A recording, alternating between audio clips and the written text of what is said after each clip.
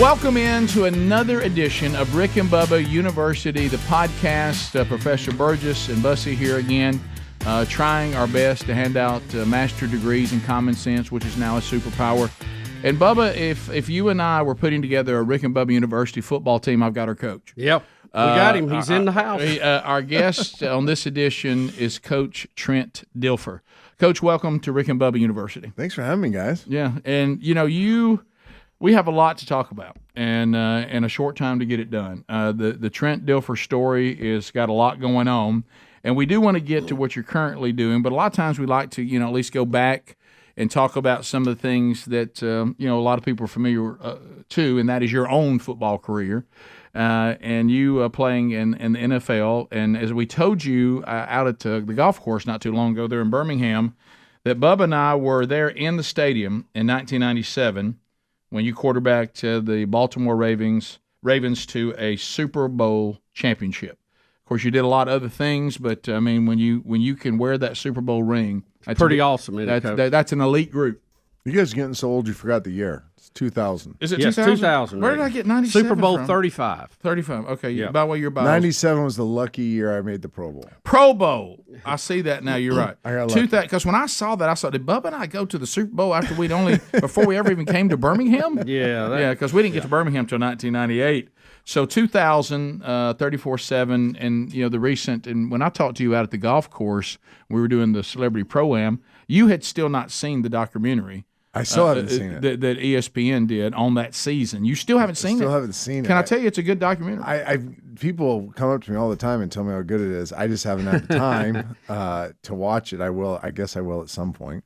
Well, you made some great points in the documentary, but looking back on that team, I mean, there's no doubt that the 2000 Super Bowl champion Baltimore Ravens, they have to go. I mean, I know you'd say, well, every team that won the Super Bowl, Rick, could be considered to be an elite team, but then there's those that are special even in that group, and that was a dominant team. Yeah, I think the defense obviously is why it's probably considered one of the greater teams of all time. It and it's hard to talk to a modern day audience about it because football's changed so much. That's so much. Right.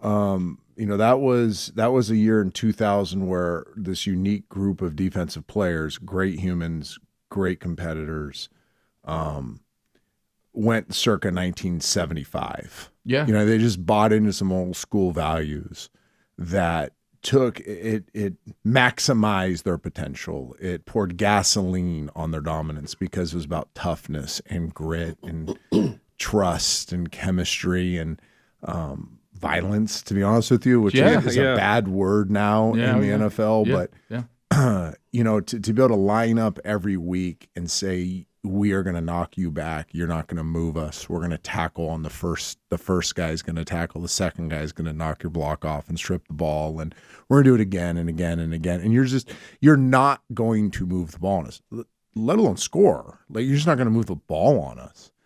And it just was so dominant that from an offense perspective, I think the best thing I did that year was have wisdom at a young age to be like, don't mess up a good thing. Like, people ask me all the time, were you a game manager? I'm like, yeah.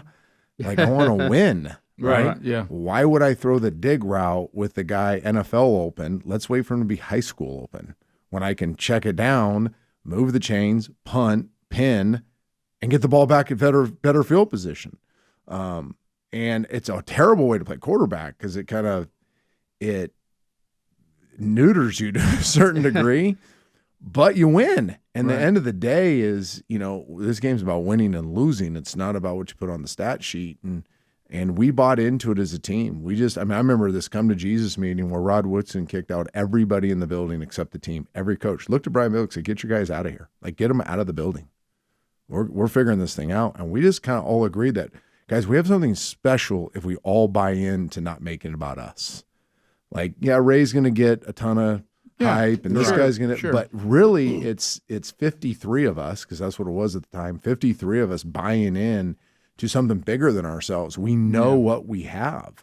And Ray and Saragusa and Sam Adams and Rod Woodson stood up and said, hey, nobody will score on us. We are that good. Yeah. What are you guys going to do with it? And we said, okay, we're going to run the flipping ball. We're going to have high completion percentage. We're going to try to convert some third downs. We're going to kick field goals. We had a great kicker, Matt Stover. Let's get a lead. That was the biggest thing, is let's find a way to get a 3 or 10 point lead, and we'll never lose another game. And we didn't. Yeah, because up to that point, part of the staff being removed, even the coaching staff, they kept trying to do things in a way that it was costing you ball games. So what was happening was they'd come from this really aggressive mindset. Brian Billick had a ton of success in Minnesota. Yeah. Throwing the ball deep, right? But he had Randy Moss. He had Chris Carter. He had, I forget that. Cunningham, the quarterback. Yeah, Cunningham, another receiver that was dominant, Reed, the 6'3", 6'4" kid. And we weren't that. I was hurt for one. Like, I played the whole year injured, so my talent was 60, 70%. We had speed, but not length. What we really had was tough guys. We had 2 really good running backs, Priest Holmes and Jamal Lewis. We had tough receivers that would go across the middle. We had 2 great tight ends, both Hall of Famers, Shannon Sharp and Ben Coates. So we were more of a possession team. And we had to kind of convince them, like, no, this is the formula this year. It may not be next year, but this is the formula this year that works. And once we got out of that and understood who we are, then it was, there was never a game outside that first game against the Steelers that we lost, my first start. There was never a game where I felt like the game was in jeopardy, except when I threw the pick 6 against Tennessee and they took the lead late in the game. Then we went on a 2-minute drive to win it. That was the only time that entire run that I felt like, oh gosh, we might lose a game. And it was my fault. Well, watching that, when you're talking to veterans and you're on the team with Shannon Sharp and Rod Woodson, when they come into your life, of course you'd been around a while too, Yeah. but there had to be, like you said, there's leadership that you and the 2 of them were bringing to the table that a lot of these guys benefited from greatly, because you can't create the wisdom of a veteran without veterans. And it was a selflessness. It was it was leadership revealed in selflessness and wisdom's discernment might be a better word. That's probably a better word for football players. Yeah, for a football player. We knew we have our scar tissue. We all had scar tissue. We all had our successes. We'd all kind of gone on this journey, and to teach a bunch of young guys, like, hey, we're not just saying this, like, listen to us because we're important, but like, we got something special here if you guys buy into this. Like, if you can buy into what we're selling, it'll change your life. And it did. It changed a lot of our lives. Yep. Ray's life was going to be great no matter what. But like, a lot of our lives, we went on, a bunch of us did TV, made a ton of money in TV. You don't go do TV unless you have a Super Bowl. That's right.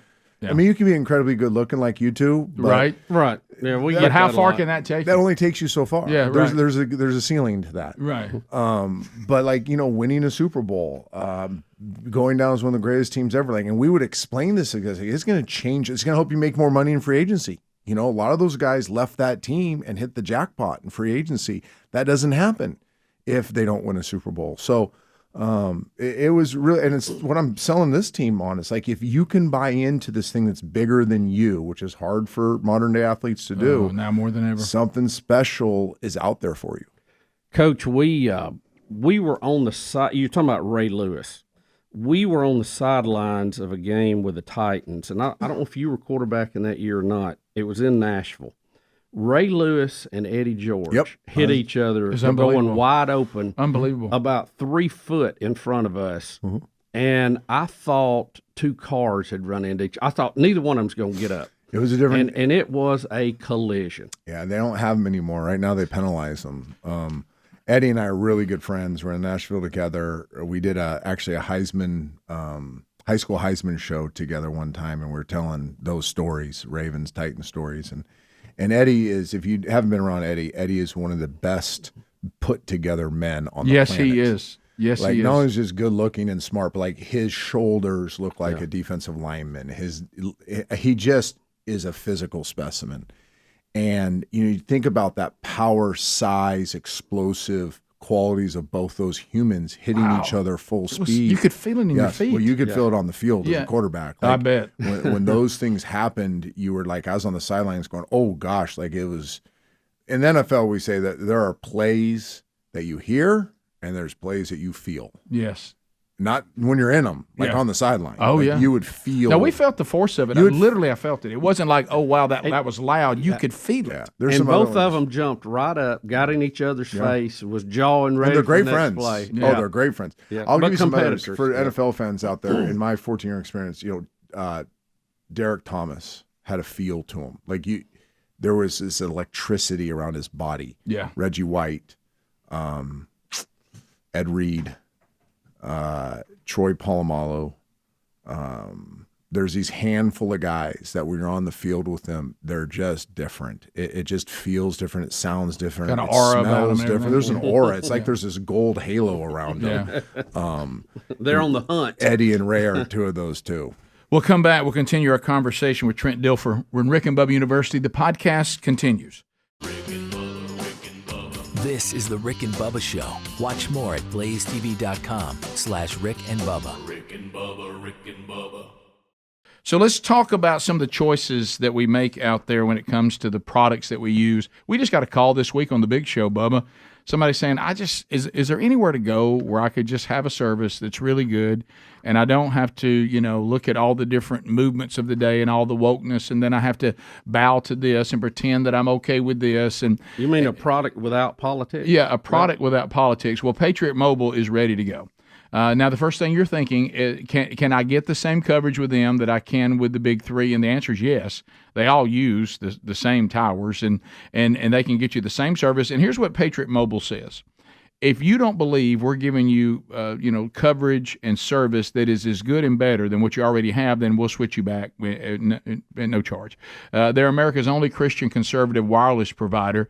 They've got the nationwide coverage that all the three major networks have, but they also take you out of the world of bowing to whatever the latest mob wants you to bow to when maybe that's not what you believe. So right now they got a 100% U.S.-based customer service team. Making the switch is easy. Keep your phone, keep your number too if you want to. Just go to patriotmobile.com. Yes, you have a choice. patriotmobile.com/Rick Bubba or call them at 878-PATRIOT. Trent Dilfer is our guest on this edition of Rick and Bubba University, the podcast. So you mentioned how the game is different. You played in an era where it was. I was telling Bubba the other day. My dad's a retired football coach too, and I was watching one of his better teams on the highlights that went to the championship and everything.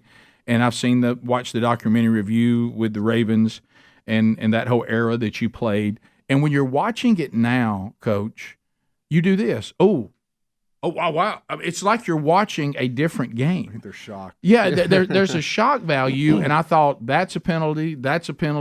And the thing that got me, things that are now a penalty on these highlights, everybody's getting up and saying, outstanding job, great job, that's the way to get it done. And you mention it in the documentary, but I want to ask you about coaching too, and we'll talk about all the coaching that you've done and what you're currently doing. So you have the career in a great career in the NFL. You go on and become an analyst. You do that for about 9 years, Yep. and then you return to coaching, which I'm going to ask you about that process. But I was asked, and Bubba's heard me talk about this one time, to help with one of the local teams, and I said this. I said I don't think I could, and they said, "What do you mean?" I said I don't know how to coach the game. I said the game that I played and the game that is out there now is so different. I wouldn't coach it right. And I would have to relearn the game again. I see you nodding. And also, we can't compare eras because you as a quarterback and your receivers, what people could do to you and them, you can't do to receivers or quarterbacks now, taking nothing away from the elite quarterbacks. They're phenomenal players. Incredible. But it's two different worlds. Okay. This is a big, I hear the question in there. I'm trying not to get you in trouble. No, I'll say whatever. Yeah. Well, you seem pretty frank. But about I it. think the hard thing is, there's two pieces to this answer. One is, do I agree with what's happening, and can I adapt to what's happening? There you go. Yeah. Greatness is found in problem solving. So you have a problem. Me, the football player, grew up with a certain DNA of football that is no longer, you can't coach that anymore. The solution is have a mastery of taking advantage of the modern day rules. Does that make sense? There you go. Yeah. So I had a distinct advantage in my coaching career. It's that when I was actually a coach while I played. So the end of my career, teams kept wanting to sign me to be the backup quarterback, but really to be a coach or a management person. So you always had that. Yeah. I mean, I sat with Al Davis right before I retired, and he wanted to sign me to a player/head coach contract. I haven't told that story publicly very often, but then I tore my Achilles with my family on a summer vacation, and it was no longer an option. That's why I went into TV. The Niners tried to hire me as an assistant GM. The Cowboys tried to hire me as a coach. All these different places tried to hire me as I was transitioning out. So I was coaching while playing. Well, then when I went to TV, and early on, I realized that I was coaching. I was coaching people on TV what to look for. Like, half the people hated me on TV, but half the people loved me because when they watched me, they had a better appreciation for what they were about to watch on Sunday or Monday night because I was giving them kind of the behind the veil stuff. I never did the surface level stuff, like the whole argument about who's the best. I was like, that's a stupid conversation. Let's talk about something that you can watch tonight. Absolutely. And come away Tell me better something we don't know. appreciating. Yeah. If you're a Roll Tide fan, man, you want to know something that Nick Saban does that differentiates him from everybody else. Absolutely. Schematically, so you can go to your water cooler and brag to your buddy. Well, I was the guy that taught him that. So I was coaching. But at the same time, I was running Elite 11. So I'm dealing with the high school space. I'm dealing with the college space because with Elite 11, I'm talking and hanging out with a lot of college coaches. And I'm studying all week for the NFL stuff. So I'm studying all three layers of football. And what I learned was the game was changing from working top down from bottom up. That what you're seeing was that the high school game was starting to dominate the college game. The college game was starting to dominate the pro game. Stick with me here for a second. So I became an observer. I became a learner of how football was changing and the trends that it was going on. So when I stepped out of retirement to coach one of the worst high school programs in the country, it was a great beta test for me to say, with all this knowledge I've gained from observing all three levels of football, can I implement into a program a way that maximizes the trends of rule changes and bring back appropriate old school values that have kind of been lost with the chalk world of the modern day coach, and hire people that are like-minded, that have the same problem-solving capabilities and aren't going to whine about it not being the way that it used to be, right? Because if you're doing that, you're not solving a problem.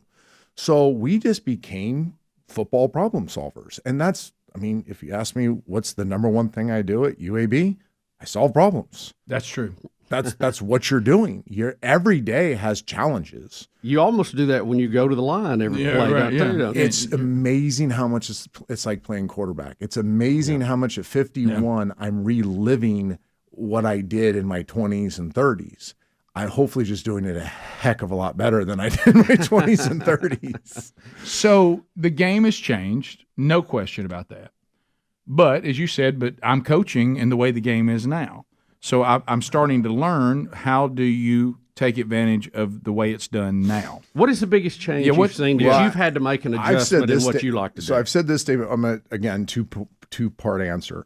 One, you're probably going to ask me about the climate of college football and all the challenges that come. My goodness. I have a distinct advantage over Nick and all these other guys. I'm not better than them. They're way better than me. I don't know the other way. Okay. All of these dudes in college football knew the old way. They had to adjust. They've had to adjust. You came into it while this was already going on. That's all I know. Right. I only know NIL. I only know two portal windows that are at the wrong time. I only know this. So I came in fired up about the climate of college football where everybody else is pissed off about it. Yeah. That's an advantage. Like my building, when I walk around my building, there's 165 in that building every single day.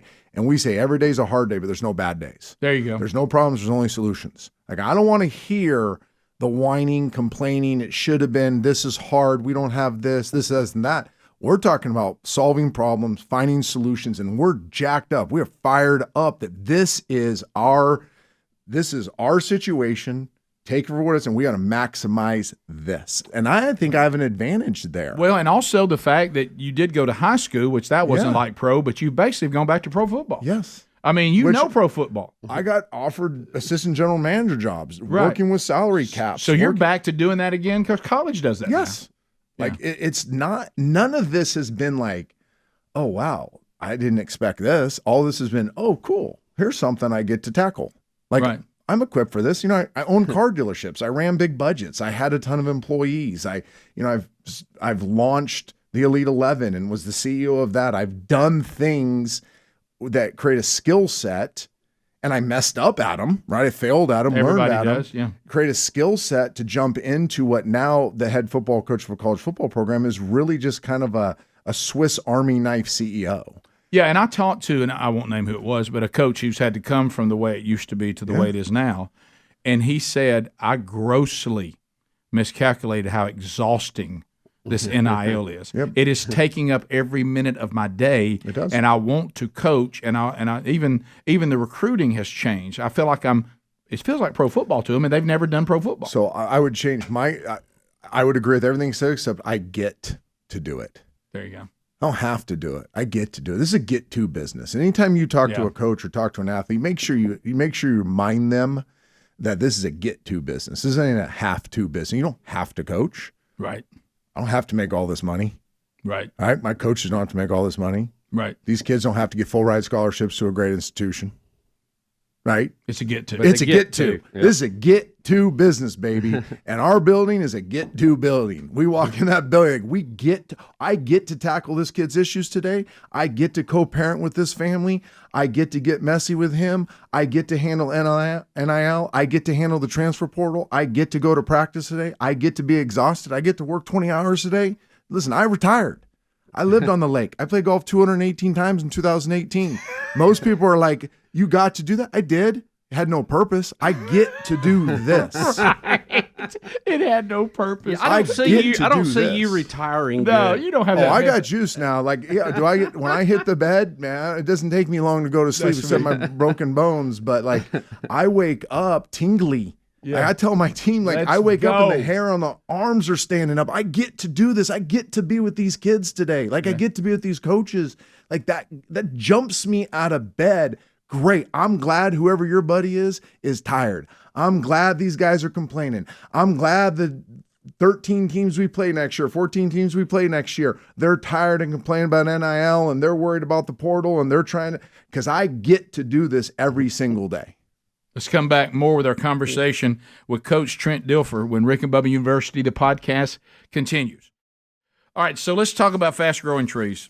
Look, why spend all this money on landscaping and plants and all this, and only so they come to die? Look, fastgrowingtrees.com is going to make this process so simple. Have you ever had your wife roll over to the nursery, pick up a bunch of stuff? You go out there, it's turned over on its side. There's dirt everywhere inside the car, and then you have no idea how you're supposed to plant this stuff. And if you needed help, how are you going to get in touch with anybody?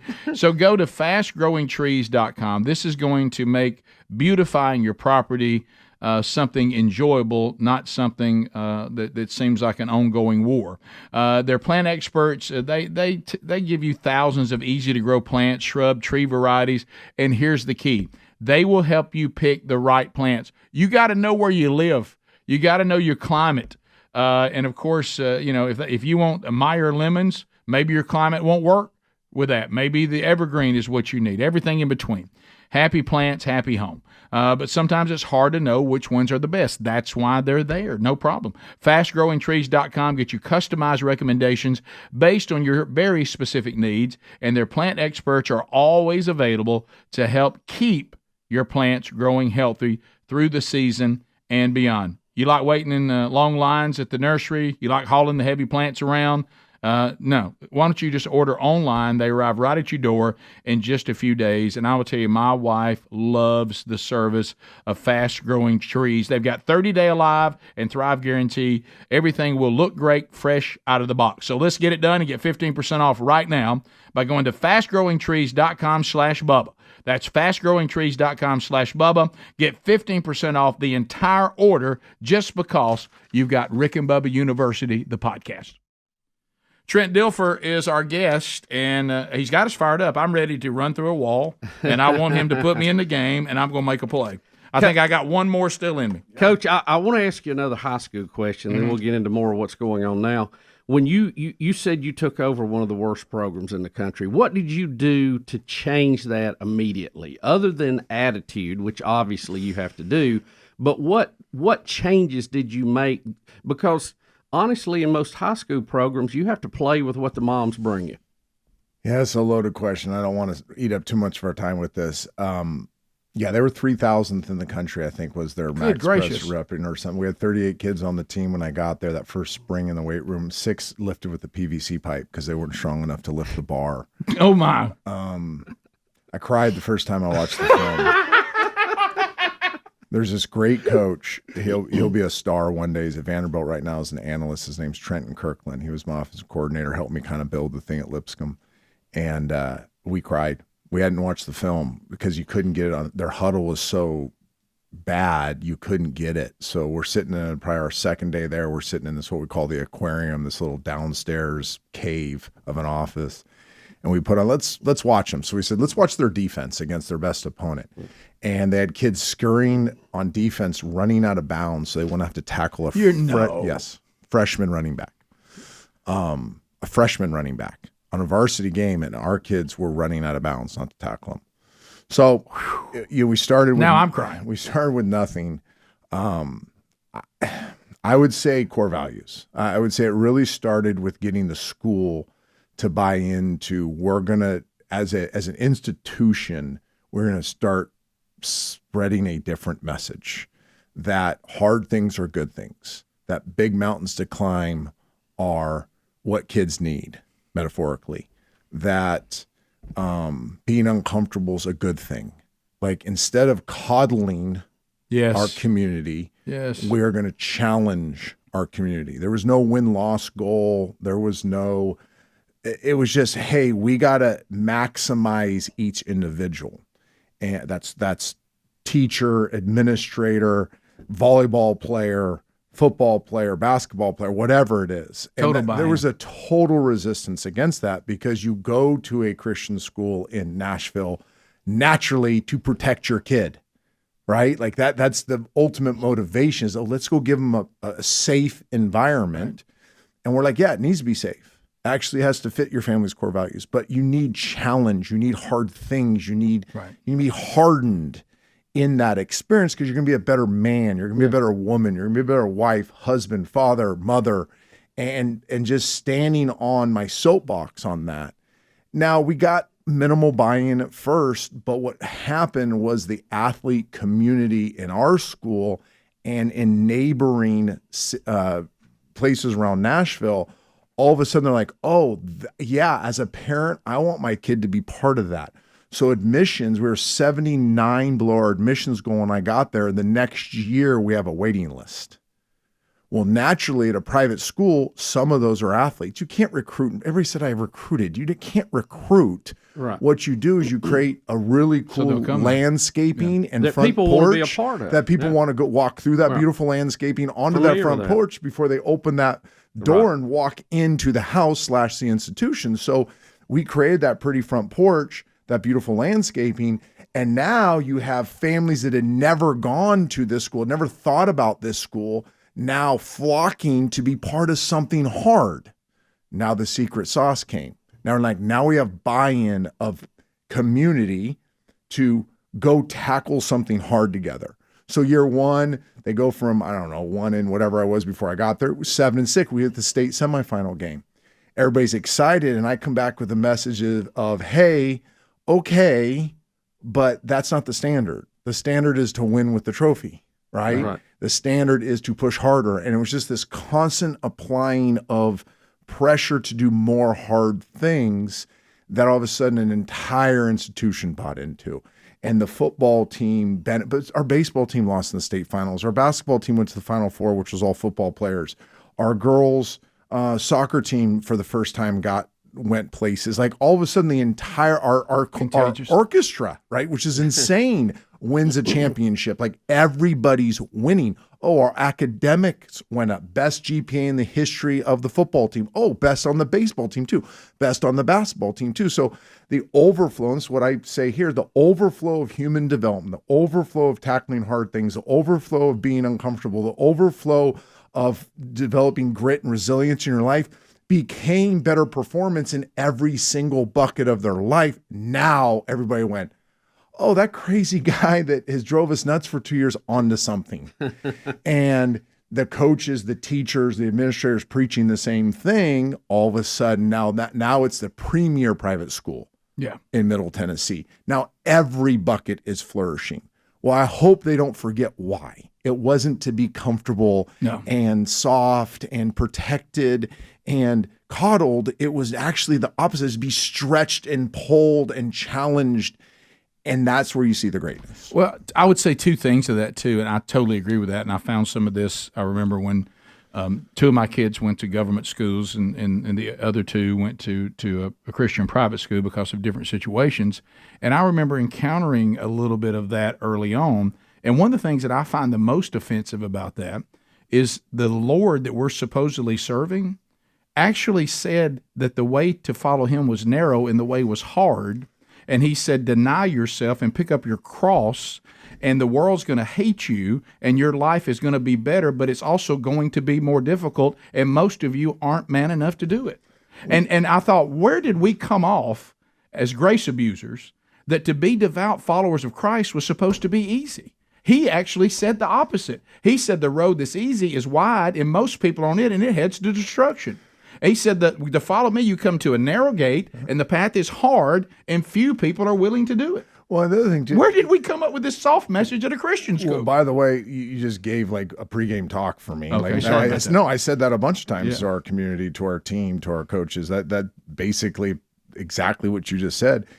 You know, we try to even simplify it more and say, you know what the world is lacking right now is people that actually want to be set apart. There you go. They want to be seen, but they don't want to be set apart. Amen. And set apart comes with conflict, comes with criticism, comes with hate, comes all these things. But the value of being set apart and what the overflow of that is the people you touch in a lifetime is immeasurable. Amen. So our football's team motto for 4 years was be set apart. And did we always reach it? No, we did a ton of stupid things. Right. I did stupid things. We made mistakes, but then we forgave. Number one, we learned to ask for forgiveness when we messed up. Admit when you messed up, own it, come to your people, your tribe, and say, you know what? I failed everybody here. It's all of us. I failed you. Will you forgive me? Yes, we forgive you. Now, no rear view mirror. Let's move on and let's try to be set apart in the next decision we made. And, you know, building that really, you know, people say, oh, we had the best talent. Well, yeah, we had some really talented guys. But I would argue that our bond, our chemistry, our intangible qualities were the best in the country. And we're unbreakable and unshakable. And that's why we won by an average of 48 points for 2 years or whatever it is. This is why we had your last 2 years, I think you were 26-1. Yeah. That's and that was a homer job by a ref. You know? There you go. See there? See how Satan always tries to persecute. The other thing, the second point I was making, and you've made it, and I think people misunderstand this, the first one was most important about you know who we claim to be. The second is I think that people crave it. The stuff you do and the stuff other people that I know that do things the way you do them, the biggest misnomer is that you think that people are going to run people off. They crave it. And the ones you run off, that made the team better anyway. They crave it. They're looking for somebody, especially young males. They're looking for somebody to discipline them. They're looking for somebody to be an authority, and they're looking for somebody to push them. They crave discipline. They crave it because they know if you're willing to put in that kind of effort, you really love them. Yeah, we call it connection around our building, relentless engagement. Our players, you know, at UAB know that I'll cry with them, but I'll hold them accountable, right? I'll expect high standards of them, but I'll forgive them. And when I mess up, I remember walking to one of my first team meetings. I can't remember what I'd done, but like, I had messed up something. I walked in and said, guys, I got to ask for your forgiveness. And they looked at me like I was an alien. Right. Yeah. I was like, I messed this thing up, man. Will you guys forgive me? Here's what I learned from it, and it won't happen again. And we had someone come up in May that I was out doing a football thing, like, you know, the head coaching thing. And I had to like teamwork. I had to like message them like, hey, when I come back, I will fix this, but this is on me.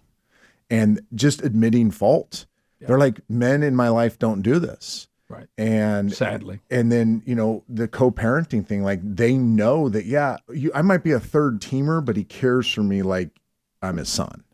There's some magic to that in what happens in a team environment, a building, as we call it in our place. Like our building has a trust to it because they've seen their authoritative figures, their coaches, come to them and say, what, I messed that up, man. I want you to trust me, and I want you to know that this is not going to happen again, and I'll fix this. Yeah. So when they mess up, they come to us and say, Coach, man, I messed up. Can you forgive me? Can we move on from here?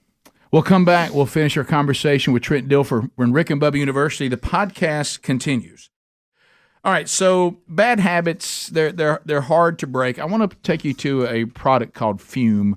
And when they were telling me about this at first, I was like, what in the world? What's this going on with? Well, sometimes you have these habits that you kind of whatever it may be. You've got a bad habit, and you're like, for me to get off this bad habit, cold turkey can sometimes work, but a lot of times you need something. And Fume, it is a product that is designed for you to work your way away from some things in your life that may be a bad habit. And here's the thing: this is all natural. And if you're like me, I fidget a little bit. You ever seen you got the little Rick, fidget? Are you kidding me? I am I will fidget? fidget. It's like it's pent up energy. and this product really, the way it's great, it's enjoyable, it's easy. There's 100,000 customers already and thousands of success stories. There's no reason that Fume cannot help you. Okay, instead of this habit being bad, Fume is actually good. You're free to enjoy. It makes replacing your bad habits easy. It comes with adjustable airflow dial. It's designed with movable parts, magnets for fidgeting, like I talked about, giving your fingers a lot to do.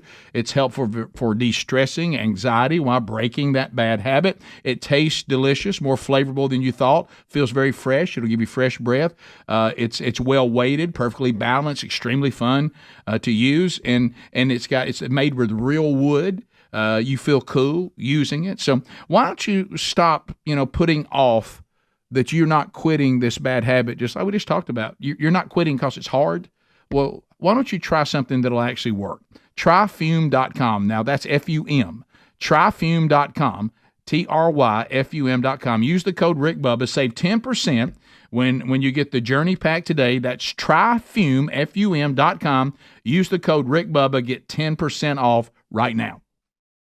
Trent Dilfer is our guest. We've got a few more minutes with Coach. Coach, let me ask you. You and Coach Freeze at Auburn had got some water stirring this year, talking about spring games. Maybe a little different way to do that. Yeah. Any movement on that, or what's the thought? At the American meetings, they kind of poo-pooed the idea for whatever reason. I do think the one thing I wish I would have said when I was interviewed after that was like, I'm open to it. Our guys have said we'll play in a Walmart parking lot. We don't care when, we don't care where.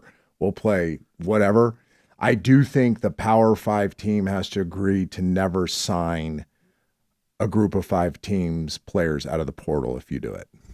Because this tampering thing is probably the biggest issue in college football right now. Right.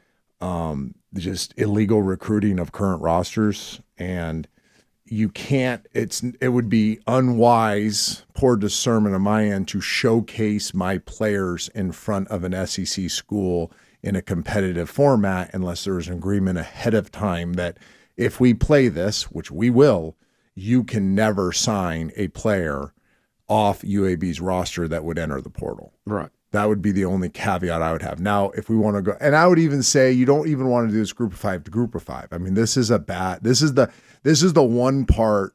Again, I'm not complaining about it. I'm the one that's actually has the guts to say this out loud, that it's amazing how talented these Power 5 head coaches are. They know your roster as well. They know their roster. Yeah. I mean, that's mind-boggling right there. I'm struggling just to learn my roster. Yeah, right. But it's such a real thing through DMs, through third parties, through high school coaches, through street agents. The worst thing we could do would be a terrible representation to my president to take my team, which I really like. I think we got really good players. Yeah. And go say, hey, here's an audition for a team that through collectives and through NIL can financially motivates you to come to their place. So that's the one that didn't get talked about in that conversation. But if you just talk about Hugh's comments on it would be good for football, yes, it'd be good for football. It'd be very good to prevent injuries because you get hurt when you're not full speed. And you're never full speed in spring ball. Not never, but hardly ever, because you're naturally, that's your teammate. When you're the hammer, not the nail, you never get hurt, right? And it being the nail in spring ball. I think that's what started Hugh's comments, which I appreciate him saying. Yeah, sure. Hugh and our friends, I think the world of the guy. So I think it's more complex. I guess I could have given a non-Dilfer answer and just given you one line. Like, it's more complex than people are making it out to be. How will we reel in the NIL situation you were talking about? It's pretty much wild, wild west right now with the Supreme Court. And I know that a lot of coaches have spent a lot of time on Capitol Hill this summer trying to put together a plan. Do you know what happens on Capitol Hill? No, yeah. Nothing. No.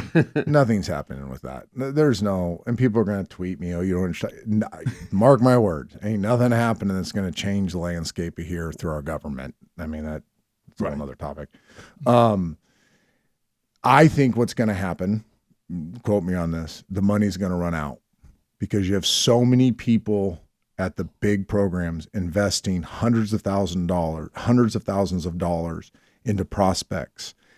And those prospects don't pan out. That's right. We talked about that when it first started. What are they going to do when the person gets the money and doesn't pan out? It's happening now. Data. Here's the thing, too. We had no data. Now we have data. Here's the other big one. Group of 5 player goes to Power 5 program. The data is showing that his draft stock actually falls because he goes there as backup or rotational player when he's leaving a 800 snap a season position. So let's just take receiver X. Receiver X is a group of 5's best receiver. Well, he goes to Power 5 SEC school to be the third receiver. Well, production is naturally going to go down. Right. Okay. Right. And I admire in the deepest sense some of these coaches in the SEC. But if they think they can develop them better than me, right. Let's have a steel cage match on development philosophies. Right. Right. Yeah, okay. I can develop you better here. Willie Fritz can develop you better at Tulane. Jeff Traylor can develop you better at UTSA. If I have you and you're getting all the reps and you're the dude, you're not going to get developed as well as a rotational player. And now data is starting to show that. Right. So that's what you're going to see. And there's 1,500 kids in the portal right now that left places that won't have a landing spot. Like there's kids, we scour. Our personnel department watches portal players from the time they get in the office at 6:30 till the time they leave at 7:30, right? There's nothing in there that helps your team. There's 1,500 of them, right? Those kids are losing scholarships. They're going to end up going to JCs. They end up going places lesser than they left. So that the NFL draft data and the money running out is going to slowly stop the madness that's happening right now. And you just have to be patient enough to play the long game. And you better have a vibe in your building at the group of 5. You better have a vibe in your building that kids are like, you know what? The grass isn't always greener. And somebody just gave me a sign that says the grass isn't any greener unless it's fake turf. And fake, That's true. And fake is capitalized. And it sits right behind me in my office because I want our coaches, our players, Ted Feely, Mark Ingram, anybody that sits in that office to look, you know what? We get to do it here. And that grass isn't greener unless it's fake, right? And what's happening is a lot of fake is pulling kids from really good situations into lesser situations, whether it be sitting in the portal or going somewhere where they were promised something. It's easy to say stuff. It's hard to be about that action. Oh, yeah. And it's easy for a coach to say, oh, man, you're going to jump right into this nickel spot and you're going to play in national televised games every week. And that's really easy to say. And then kid shows up and he's like, well, wait a second. Why am I the third guy? Why was somebody in this lifting group? Why all of a sudden am I with the backup academic tutor? Like I was just the man. Right. And now I'm just a guy, a jag, just a guy. So it's all starting to come out. And I'm just sitting there quietly. Remember, this is all I know. That's right. I don't know the other way. You never did. This is all I know. And I'm just kind of smirking like, by the way, come try to get my guys. Right. Like, I dare you, Power Fives. I can get on any podcast in the country. I can get on any TV show in the country. I got a pretty big platform that I can step on. Yeah. And if I find you in my kids' DMs, and if I find you talking to high school coaches about my kids, if you're in my roster, I'm going to call your ass out. I'm going to say it by name to the biggest voices in television today, and it's going to make Game Day, and it's going to make Sports Center, and it's going to make, because by the way, those guys running Sports Center are still my friends. That's right. I still got their So cell. go ahead. I dare you to jump into my roster. And I told the American coach the same thing. I said, why don't you guys have the you-know-whats to stand up and say, get out of my roster? Right. I said, here's why, because you want their job. Oh, You said it. I want this job. That's right. I don't want no power. I want this job. I want to live in Birmingham. I want to live downtown. I want to go see my grandson in Nashville. I don't want that other job. So I don't care if you blackball me. Right. I want this job. I want the city of Birmingham to say, no, that's our city. That's our coach. Right. And so go ahead. I'm not scared of whoever, the grand poopah of poopahs, to blackball me. Right? Like, get out of my roster. These are my guys. I love these guys. Stay the hell out of it. Ladies and gentlemen, Coach Trent Dilfer, our guest today, and thanks to all of you for being here with us on this edition of Rick and Bubba University, the podcast.